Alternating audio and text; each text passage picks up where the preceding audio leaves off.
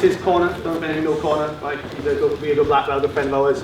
Absolutely sick, right? He's going to come down and show some footlocks. Like straight foot. I ain't doing any of that, but Cole's going to show some. Aiden's allergic to it. I'm allergic to it. And then after that, then we're going to do the open mat, right? So that you'll have 5, everyone will drink, we'll set the scorpions, there's monsters. There's only 13 monsters, right? So, great day. And then we're getting, oh there it is. Thing, right?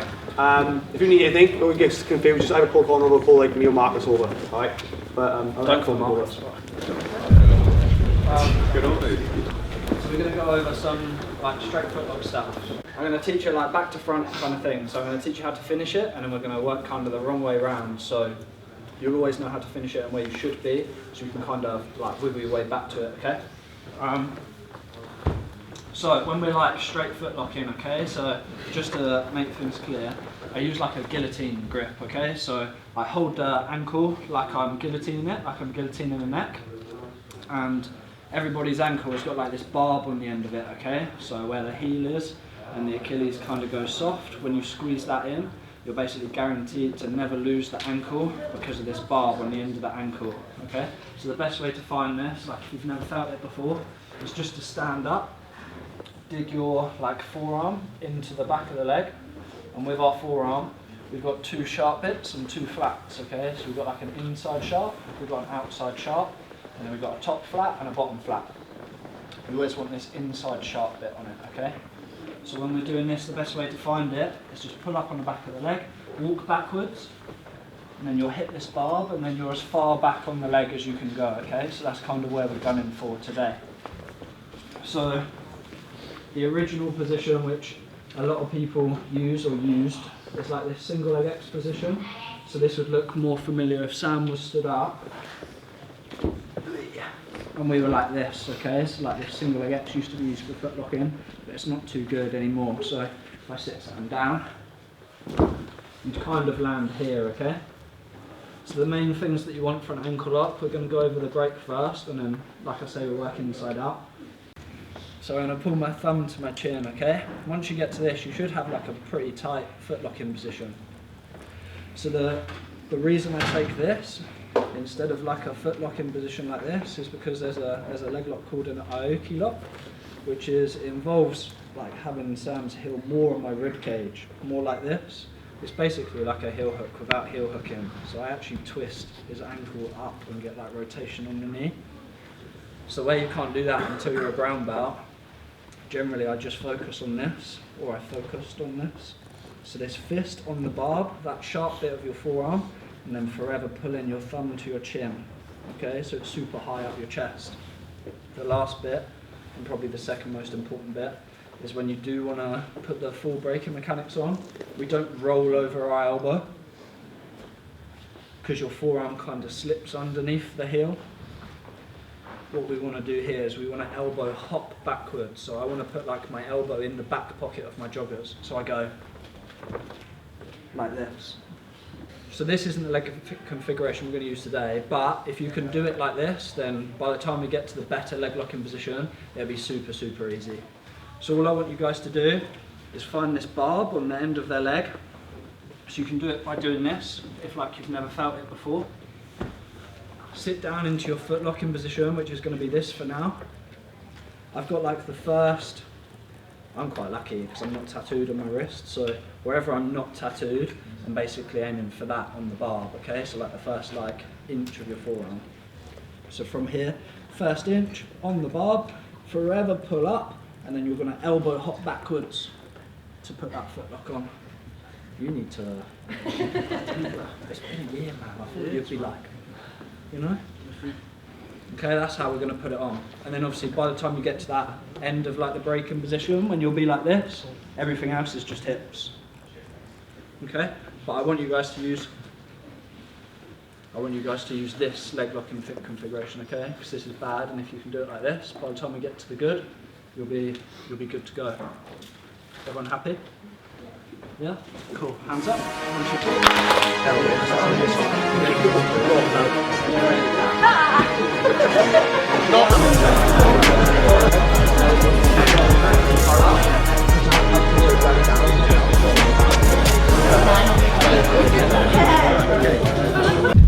Just a few things.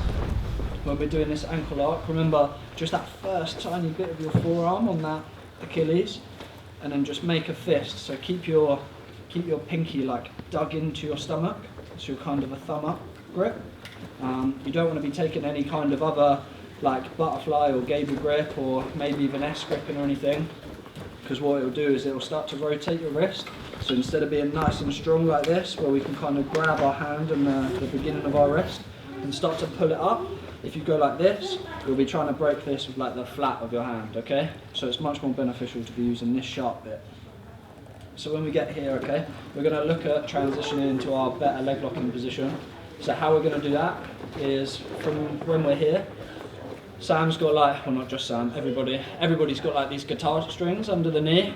I don't actually know what they are, ligaments, tendons, whatever they are. Go on Marcus, this is your time to shine. Whatever these are, these hamstring tendons, little guitar strings. So you've got to dig your fingertips under those, okay? Just because if you were to like grab the knee and try to pull it to face the ceiling, something like this, the skin just takes up all the slack. So for me to actually turn Sam's leg, it doesn't really do a lot. Whereas when I come underneath to these hamstring tendons, okay, like this, and I get like a rock climbing grip, he's going to kind of have to come with me. So when I'm like this, I dig my fingers in underneath, obviously I'd still be locked in, fingers in, and I'm going to pull his knee up to the ceiling like this, so I get this like little tent, okay? My foot can now come underneath, so if you need to scoot backwards, you can. Foot underneath, onto the thigh, and then my other foot is going to come onto the hip, and then my heel is going to dig into his hip flexor, and then I'm going to try and mould around his hip as much as possible. The most important thing I'd like you to get today is your toes on the foot that is behind the hamstring. You need to go on top of the other leg, okay? So I've got this little like monkey foot here, okay, holding on. So the reason for this, okay, so that barb we've been talking about, if I was a little bit too high up on his leg, and say Sam's scared of leg locks, okay, if I didn't have this, and I tried to get closer to that barb by kicking my leg to go and get closer, if Sam pulls out at the same time, obviously I'm just going to completely lose the leg, and then my foot's in a bit of trouble. So when I'm here, the purpose of pulling this knee up, foot to the back of the hamstring, heel on the hip flexor, and then my toes on top, is this foot now acts like a bit of a hydraulic, okay? So when I straighten this foot, I get a little, okay? So my toes just dig into the top of my other leg, my top leg, okay? So what that means is, right now I'm a little bit high up, so I'm like at the top of his sock, I can just go, and then I'm right on the barb, and it's basically risk-free, okay? Maybe you covered this when I was away. Best entries to get to this position. I covered that one, Okay, so. no, I'm joking. No, I didn't. We're basically like, we're going to go inside out, basically, so I'm teaching it all back to front. Yeah. So you can, so the way that I train, and the real like high level people I've trained with, is just like a bit off topic. They're not good at everything. Jiu-jitsu's like too vast a sport to be good at, like, apart from maybe Gordon Ryan, do you know what I mean? Jiu-jitsu's too big a sport to be good at everything. The people that I've met and trained with who are super good competitively, they're good at like 1 or 2 things maybe, but they're 10 out of 10 at getting you there. Do you know what I mean? You just will not be able to avoid getting put in there. Do you know what I mean? And he's only good at that, and maybe like one other thing. The real good guys in the world aren't like amazing guard passers, amazing wrestlers, amazing at judo, amazing at leg locking, bowling. It's just not possible. Do you know what I mean? Okay, hands up, 1, 2, 3. Just start trying to, there you go, trying to build back in and put weight on the leg. It's not a fucking perfect defence, but whereas this now, keep your legs really open and play. yeah, because from here, you see how you've got this grip on the heel here, you're going to use that heel now to steer them, so keep that like, yeah, you can either steer them this way, then either back step over, boom, and you're into that finish there, or you can steer them the other way, but basically you can use the heel to choose which way he goes. No, you want. That's what I'm cheating your head. Yeah. Is that right? Because you want it to be balls deep, and then this is to finish after, innit? You don't want to be rolling and then finishing under like. All that is the equipment, like, you know, when you're like dancing or anything, you know, you like make it as tight as possible, and then you go, oh, let's see your hands when you do it. Let's see your hands. I'm not quite sure how to limit my hands. So when I'm like this, I'm literally like, my middle finger's like in that bit. Yeah. Just so I can fucking walk my my hand. You're not there. So when I get to here, I'll go elbow hop and I'll just go. That's fucking on. Yeah. Let alone. Yeah, going all the way back. So I'll go. You can snap my legs so easily. And then if that doesn't work, you go under to the elbow. Oh, nice. Like that, this hand, the second when you even first put that on, because I had that surgery, this leg's shagged. Like I am comfortable on my right leg.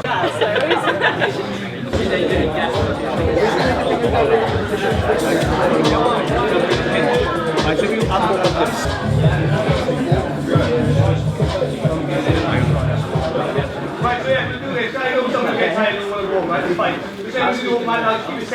there's a lot of us here which is fantastic. I just don't know when you get hurt. Like, just be sensible, we're going to wrestle, like 5 little corner, when you see people running across the screen and someone today, no one to get hurt or injured, we're a good time, right? So, we'll scoot in.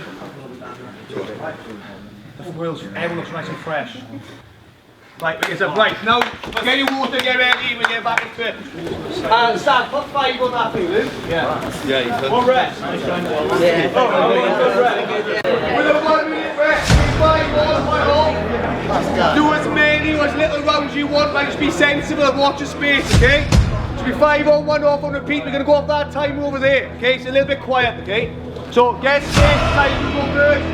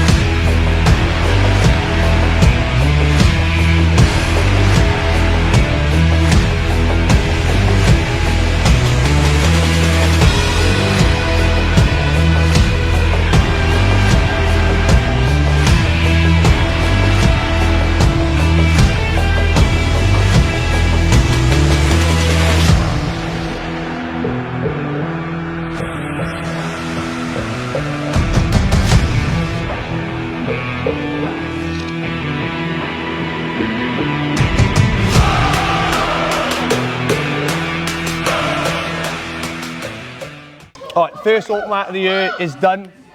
Fucking banging. Was very good. Massive turnout, to be fair. Yeah, DJ was here.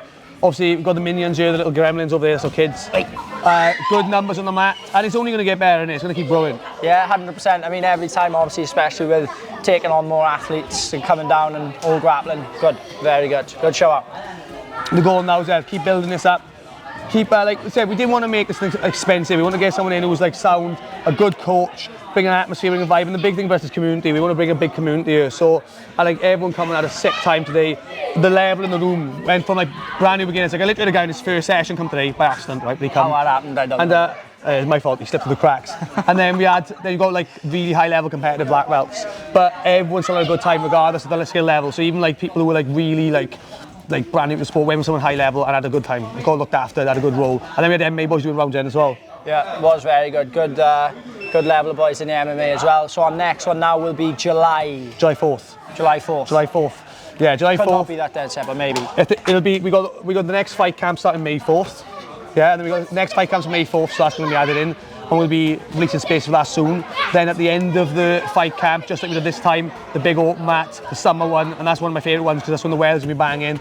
And we'll put a big up in this event, DJ here again. Might have some lights this time, make it a bit more popping. But yeah, July 4th most likely. Also, May 4th, we are starting the next fight camp. Was it May 5th? 4th. May the 4th, we're starting the next fight camp. If you do want to join, get on the priority list now, and that'll guarantee your spot. Yeah. If it's not already out. If we already sold the tickets by the time we ended this. If not, priority list. But like I said, it does shift quick.